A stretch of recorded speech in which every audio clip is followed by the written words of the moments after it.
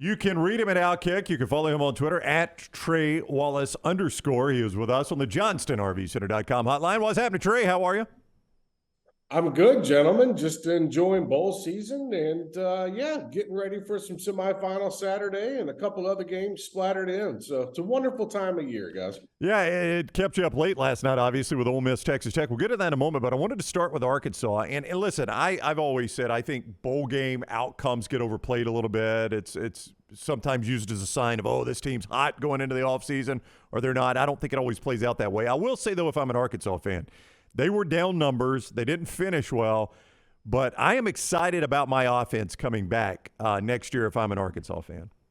No, I love it. And especially with KJ at quarterback, who is such a dynamic player, who really stands out to me. And look, when you have somebody like Rock Sanders running the football, it's even better for that offense. I think that Sam Pittman and what they were – look, they underachieved this year. I think that Sam Pittman would agree with that. But what you saw last night, I mean, even giving up that lead and the crazy play that happened with the fumble and them still coming back and winning in overtime, it shows you how much of a factor KJ is. And if you got him leading the way, I think that you can add some pieces around him that are going to be able to help. And look, the offense is fun to watch with him running it. So I think that Arkansas kind of just – they had that midpoint in the year where it's like, okay, things aren't really going our way. They end up in the Liberty Bowl.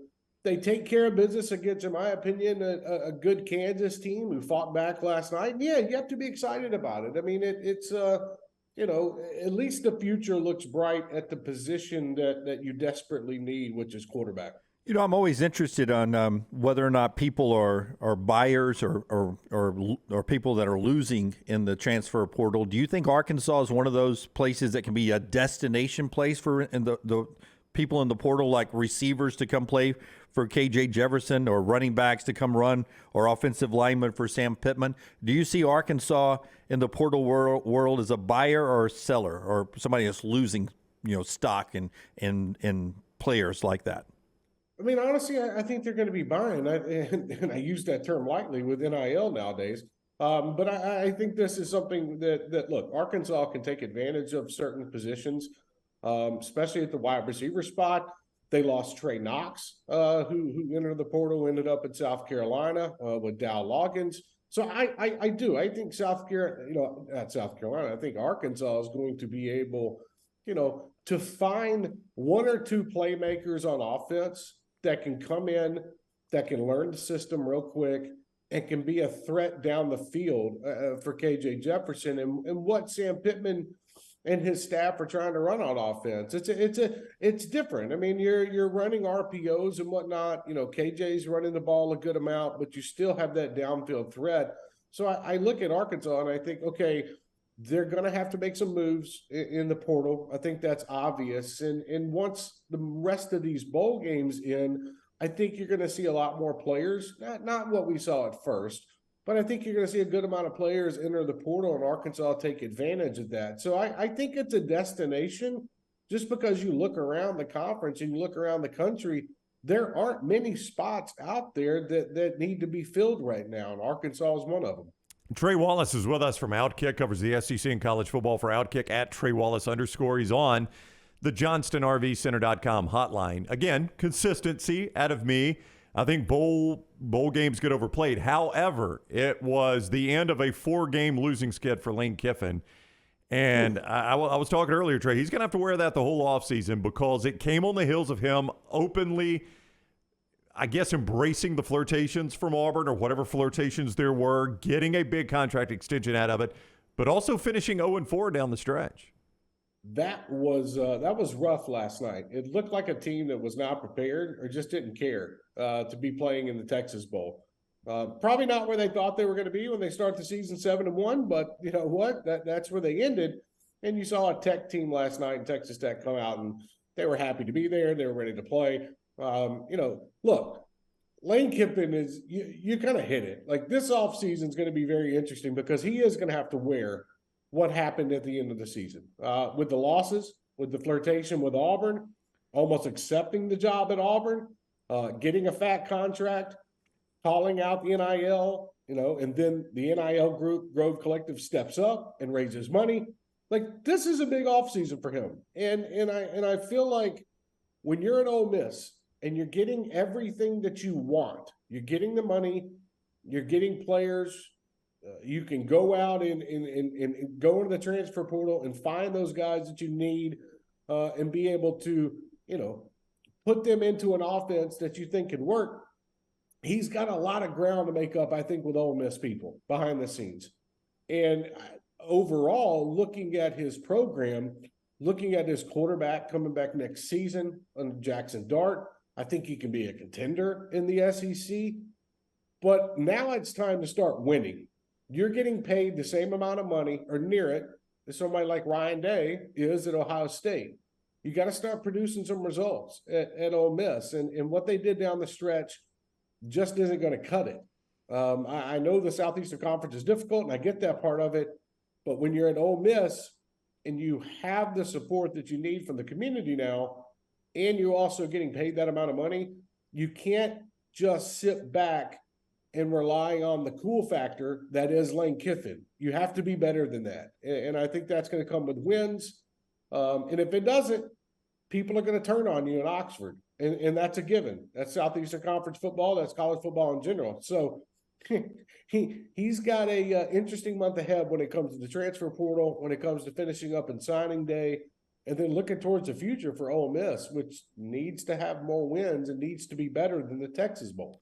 With the receivers going to the NFL and with Hooker injured, I don't know what this Tennessee team is going to look like. It's been such a magical season, even with the losses to Georgia and South Carolina. Is there an importance in this Orange Bowl to you for Tennessee, or is this just we're playing the Orange Bowl and it's not going to take away anything we accomplished this year? I think it's twofold. I think you want to put a cap on this season and win 11 games. I think that would be huge for Tennessee and Josh Heupel in his second season. But you also have to realize this, Tennessee fans going in, that you're rolling with Joe Milton at quarterback now. Cedric Tillman, Jalen Hyatt are not playing. You got a linebacker in Jeremy Banks, who there's a lot of stories out there, but he's not going to be playing in the bowl game. There are areas in this game where you want to be able to look ahead to 2023, but you also want to beat Clemson. You also want to have that on your resume. You also want to win the Orange Bowl. That looks really good for what Tennessee's trying to do down the line when it comes to this program and what Josh Heupel is building. This is, for Joe Milton at quarterback, this is almost a tryout for 2023. And to see what he's going to be like in a big game type atmosphere, in a tough game atmosphere. Going into spring, they're going to have Nico there. Everybody knows who Nico is now around the Southeastern Conference. They're going to have a kid named Taven Jackson. And there's going to be an open competition at quarterback. My money would be on Joe Milton as your starting quarterback opening the season next year in Nashville against Virginia. But if it comes down to it and Tennessee's put into a spot where maybe Joe Milton can't run this offense, which I think he can, but maybe doesn't figure it out when it comes to passing, then you've got to figure out what plan B is. So, I look at tomorrow night's matchup with Clemson as a needed win, especially with another thing too, especially with how things went at South Carolina, guys, where they fumbled the opportunity to be in the playoffs. I think that still eats at this team, so they're motivated. So it'll be fun to watch tomorrow night versus Clemson. Trey Wallace from Outkick with us on the JohnstonRVCenter.com hotline. I'm not up on my South Carolina football history. Their history started with me in '92 when they came to the league. But I wonder, Trey, could this be the best 3-game win streak in South Carolina football history? Tennessee, Clemson, Notre Dame. I mean, think about it. I mean, that's it. And you got South Carolina fans, losing their minds over the last 3 weeks about what's going on with the offensive coordinator and, players entering the transfer portal and whatnot. It's like, you got to trust Shane Beamer and what he's doing. I can't think of a better stretch. And just take away the rankings. Just take away the ranking. You beat Tennessee, you beat Clemson, Notre Dame. Those three schools and the prominence that they have. If South Carolina could do that, my goodness, Shane Beamer goes into the offseason on a roll, and he's already on a roll. with what he did to close out the regular season. So that game against Notre Dame has major implications on how cocky South Carolina is going to be heading into the offseason, no pun intended. So that's why this one is so interesting to me. And is this the last game for Spencer Rattler at South Carolina? I don't know. I would imagine, I would think that he would come back. I think he needs another year. But we're going to find out. And it's crazy to think how South Carolina is into the season. But they've done this 2 years in a row. The year before, they beat Auburn and Florida in that last month. Then all of a sudden this year, they take it up a notch and beat 2 top 10 teams. So, yeah, finishing off the Fighting Irish tomorrow, man, that'd be massive for the Gamecocks. All right, go follow Trey on Twitter at Trey Wallace _. Don't forget the underscore there at the end. Read his stuff at Outkick. See his videos there with Outkick and our buddies Outkick 360 up there in Nashville as well.